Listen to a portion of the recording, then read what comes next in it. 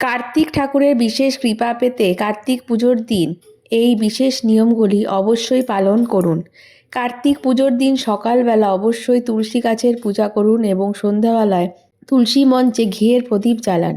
কার্তিক ঠাকুরের প্রিয় ফুল হলো রক্তকরবী, তাই এই ফুল দিয়ে অবশ্যই তার পূজা করবেন। রক্তকরবী নাও পেলেও হলুদ বা সাদা করবী দিয়ে পূজা করতে পারেন। যদি আপনার সন্তান লাভের প্রার্থনা থাকে তাহলে কার্তিক ঠাকুরের সামনে বাচ্চাদের একটি জামা কিনে রাখবেন এবং খেলনা রাখবেন। পুজোর সময় অবশ্যই ময়ূরের পালক, তীর, ধনুক, বাঁশি ইত্যাদি তার পাশে রাখবেন।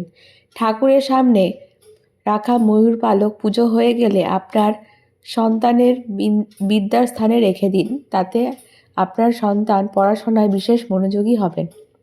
কার্তিক পুজোয় গোটা ফল নিবেদন করবেন এবং সম্ভব হলে অবশ্যই পায়েস ভোগ হিসেবে নিবেদন করুন। কার্তিক পুজোর দিন দান করা অবশ্যই শুভ বলে মনে করা হয়। এই দিন আপনারা যজ্ঞ, পূজা এবং দান করলে আপনি শুভ ফল পাবেন।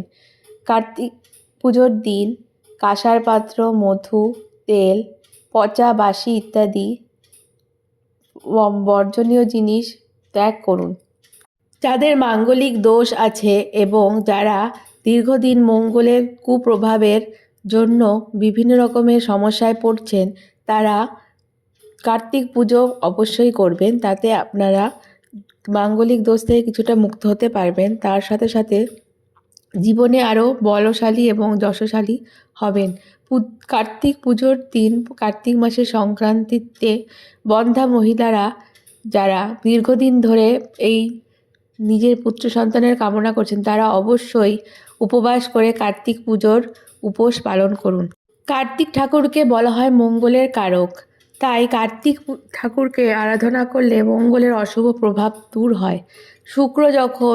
সূর্য যখন শুক্রের রাশি তুলা থেকে মঙ্গলের রাশি বৃশ্চিকের দিকে এগিয়ে যায়, তখনই কার্তিক পুজো হয়। আর এই সময় যারা মঙ্গলের কুপ্রভাবে আছেন তারা অবশ্যই কার্তিক পুজো করবেন এবং সুফল পাবেন। কার্তিক ঠাকুরের প্রিয় রং হলো লাল, তাই লাল বর্ণের রক্তকরবী না পেলেও লাল জবা ফুল দিতে পারেন। লাল পদ্ম বা লাল গোলাপও পুজোয় ব্যবহার করা যেতে পারে।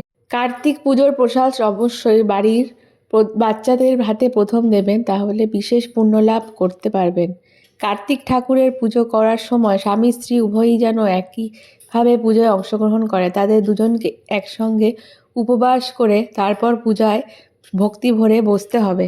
এছাড়া কার্তিক ঠাকুরের আশীর্বাদ পেতে অবশ্যই কার্তিক ঠাকুরের ধ্যান এবং বীজ মন্ত্র পাঠ করতে পারেন। কার্তিক পুজোতে নীল অপরাজিতা, লাল গোলাপ, হলুদ রঙের চম্পা এবং গাঁদা ফুল ইত্যাদিও ব্যবহার করা যেতে পারে। কার্তিক ঠাকুরের পুজোতে 5টি ফল অবশ্যই রাখবেন এবং এগুলিকে গোটা রাখবেন। এই বিশেষ টোটকাগুলো অবশ্যই ফলো করে আপনারা কার্তিক পুজো সমাপ্ত করলে আপনারা বিশেষ ফল অবশ্যই পাবেন। এরকম সমস্ত ভিডিও এবং তথ্য জানার জন্য আমাদের চ্যানেলটিকে অবশ্যই সাবস্ক্রাইব করে দেবেন। ধন্যবাদ।